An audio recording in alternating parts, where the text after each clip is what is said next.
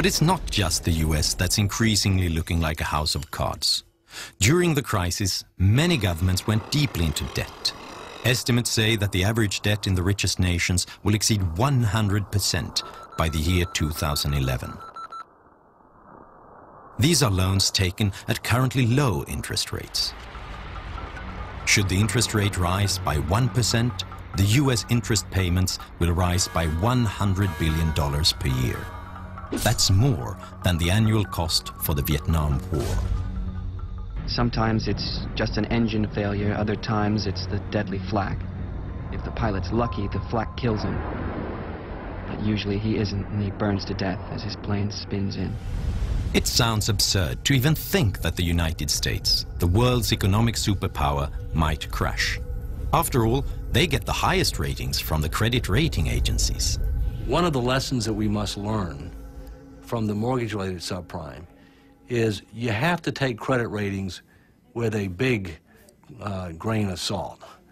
Because as we saw with the mortgage-related securities, they went from AAA rating to junk bond pretty fast once people understood the true situation. Today, the United States is rated AAA, but if it doesn't start taking steps to put its financial house in order, that AAA rating will be lost. It's only a matter of when and how quickly. In September 2008, the bankruptcy of one large investment bank brought the world economy to its knees. The fate of Lehman Brothers raised the question of who was next in line, so everyone avoided doing business with banks. How will the world react if the next entity to declare bankruptcy is a nation? Who is next in line if that were to happen? Some houses of cards have already started falling. This is Iceland, until recently one of the richest nations in the world. When the crisis hit, the Icelandic banks collapsed. The Icelandic stock market crashed, leaving the debt with a small population.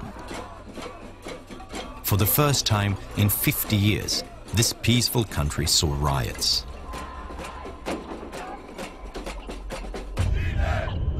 This is Greece. Here, deficits have hit a record high. The national debt is approaching 135% of GDP. The market wants higher interest rates for Greek loans, increasing the pressure on its strained economy.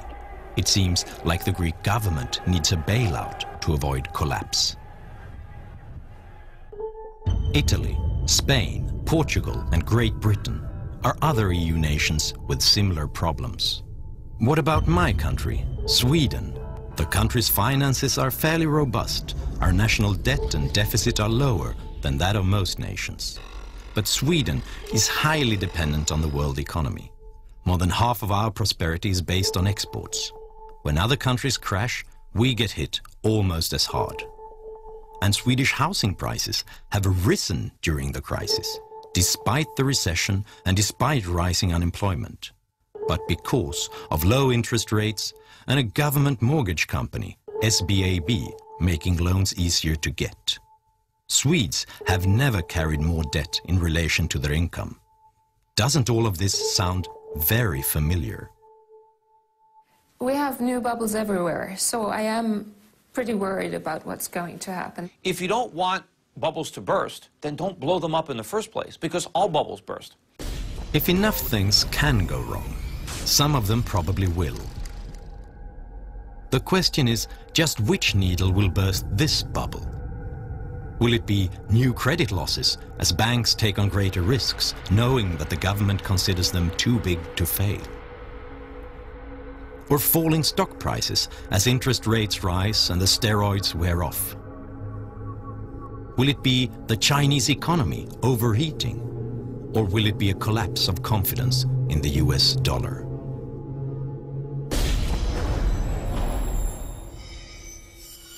If we lose the confidence of our foreign lenders, and we must not allow that to happen, but if that were to happen, then there would be a dramatic decline in the dollar, a dramatic increase in interest rates, significant fueling of inflation, a very, very deep recession and possibly depression that would be felt around the world.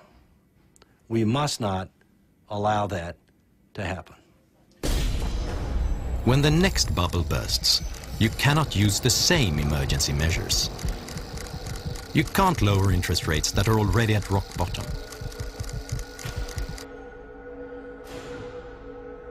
You can't stimulate the economy with borrowed money if an excessive national debt is the cause of the crisis. The governments could save the banks, but who can save the governments? Ultimately, there is going to be a price all around the world to be paid for this. And the longer it continues, the bigger that price is going to be. You know, this really is a moral question. I mean, I can give you plenty of big and bad numbers.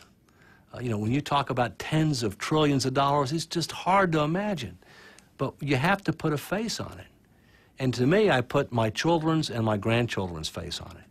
It's their future that we're mortgaging. When we tell people that there's going to be a bailout bubble, and they see the world equity markets up 50, 60%, they don't want to believe that it's another bubble. They want to step right up back to that table and throw their dice and try to win their hand at the wheel of fortune that Wall Street's spinning. So people still don't want to believe that the worst is yet to come.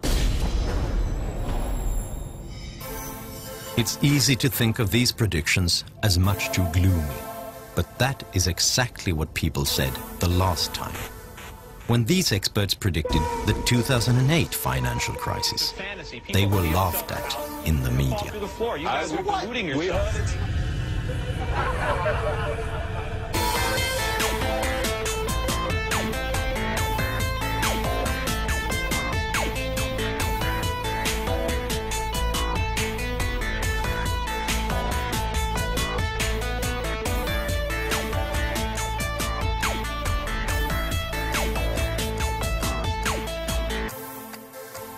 We can do it, but we need to do it soon because the clock is ticking and time is not working in our favor.